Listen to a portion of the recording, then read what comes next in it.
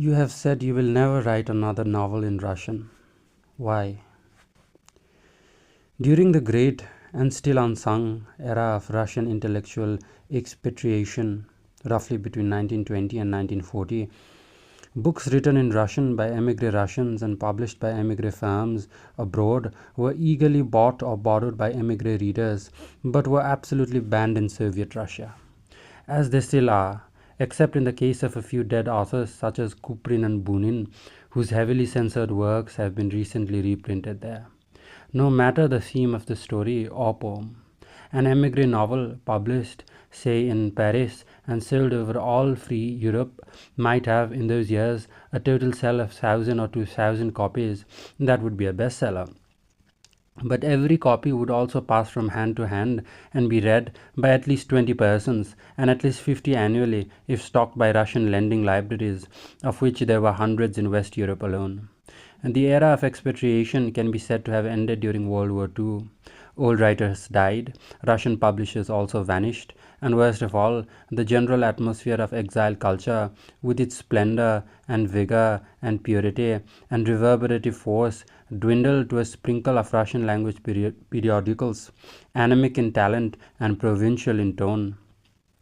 Now, to take my own case, it was not the financial side that really mattered. I don't think my Russian writings ever brought me more than a few $100s per year, and I am all for the ivory tower and for writing to please one reader alone, one's own self. But one also needs some reverberation, if not response, and a moderate multiplication of oneself throughout a country or countries. And if there be nothing but a void around one's desk, one would expect it to be at least a sonorous void and not circumscribed by the walls of a padded cell. With the passing of years, I grew less and less interested in Russia and more indifferent to the once harrowing thought that my books would remain banned there as long as my contempt for the police state and political oppression prevented me from entertaining the vaguest thought of return. No, I will not write another novel in Russian, though I do allow myself a very few short poems now and then. I wrote my last Russian novel a quarter of a century ago, but today, in compensation, in a spirit of justice to my little American muse, I am doing something else, but perhaps I should not talk about it at this early stage.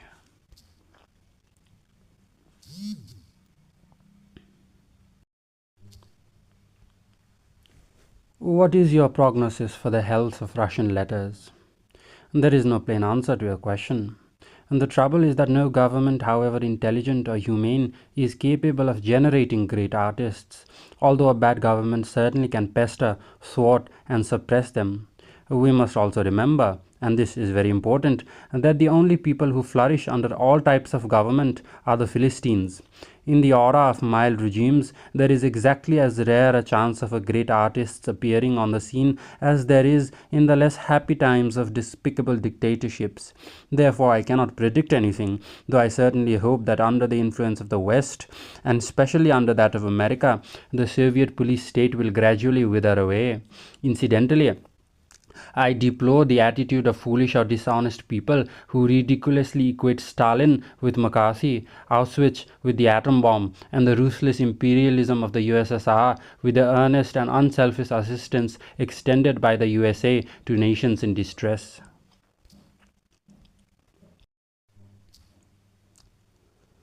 What do you think of Russian writing since 1945?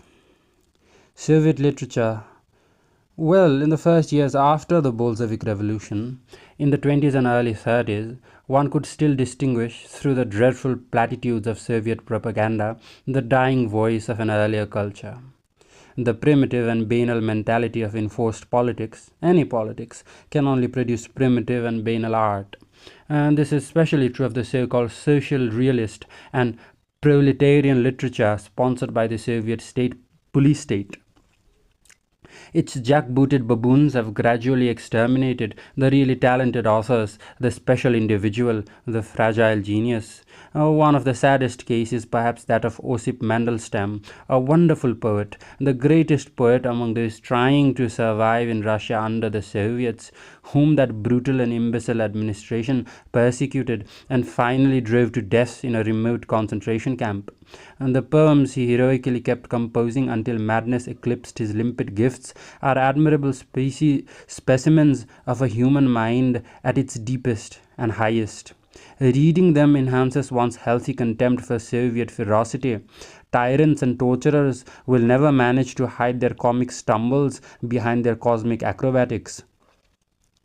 Contemptuous laughter is all right, but it is not enough in the way of moral relief. And when I read Mandelstam's poems composed under the accursed rule of those beasts, I feel a kind of helpless shame being so free to live and think and write and speak in the free part of the world. And that's the only time when liberty is bitter.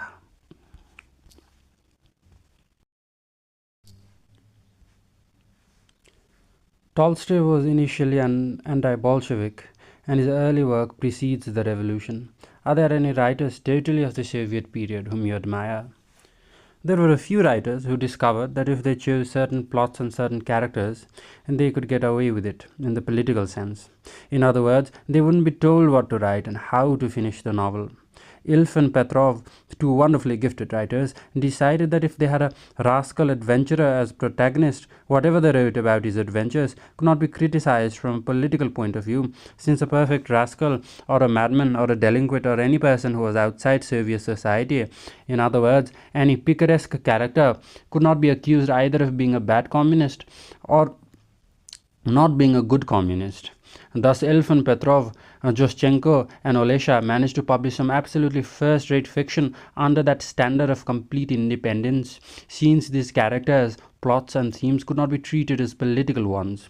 Until the early 30s, they managed to get away with it. The poets had a parallel system. They thought, and they were right at first, that if they stuck to the garden, to pure poetry, to lyrical imitations, say of gypsy songs such as Ilya Selvinsky's, then they were safe. Zabolotsky found a third method of writing, as if the eye of the poem were a perfect imbecile, crooning in a dream, distorting words, playing with words as a half-insane person would. All these people were enormously gifted, but the regime finally caught up with them, and they disappeared one by one, in nameless camps.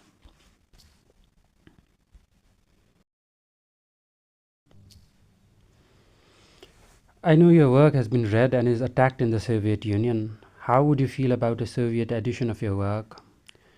Oh, they are welcome to my work.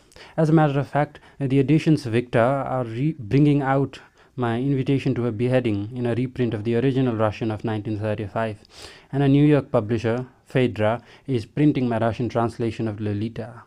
I am sure the Soviet government will be happy to admit officially a novel that seems to contain a prophecy of Hitler's regime, and a novel that is thought to condemn bitterly the American system of motels.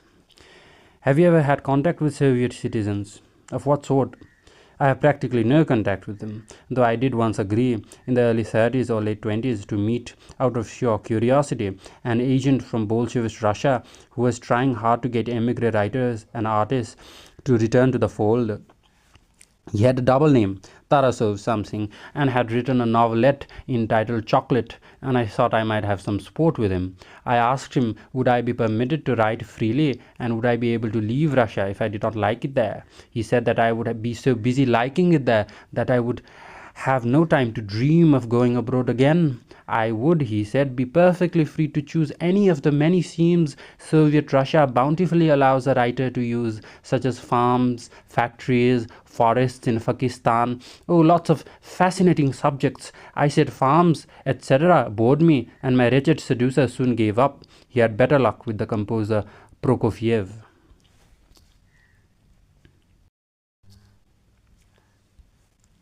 What is your great regret in your career?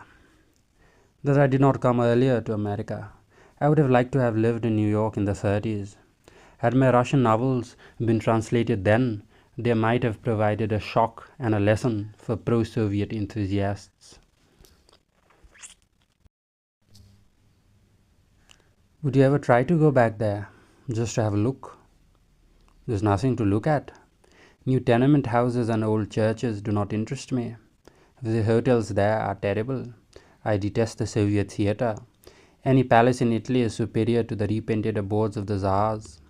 The village huts in the forbidden hinterland are as dismally poor as ever, and the wretched peasant flogs his wretched cart horse with the same wretched jest. as to my special northern landscape and the haunts of my childhood. Well, I would not wish to contaminate their images preserved in my mind.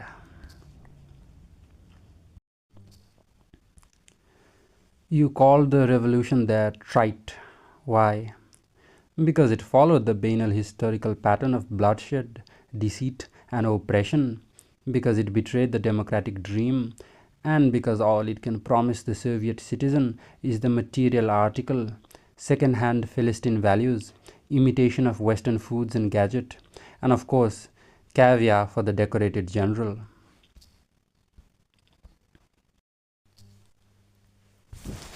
And did you tell Robert Burnham what you thought of Dr. Zhivago? What I told him is what I still think today. Any intelligent Russian would see at once that the book is pro-Bolshevist and historically false, if only because it ignores the liberal revolution of spring 1917, while making the saintly doctor accept with delirious joy the Bolshevist coup d'etat 7 months later, all of which is in keeping with the party line. And leaving out politics, I regard the book as a sorry thing, clumsy, trivial, and melodramatic, with stock situations, voluptuous lawyers, unbelievable girls, and trite coincidences. Yet you have a high opinion of Pasternak as a lyrical poet. Yes, I applauded his getting the Nobel Prize on the strength of his verse. In Dr. Zhivago, however, the prose does not live up to his poetry.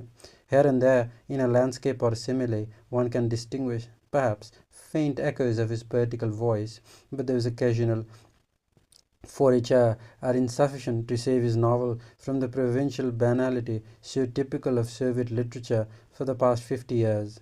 Precisely that link with Soviet tradition endeared the book to our progressive readers. I deeply sympathized with Pasternak's predicament in a police state, yet neither the vulgarities of the Zivago style nor a philosophy that sought refuge in a sickly sweet brand of Christianism could ever transform that sympathy into a fellow writer's enthusiasm. And the book, however, has become something of a classic. How do you explain its reputation?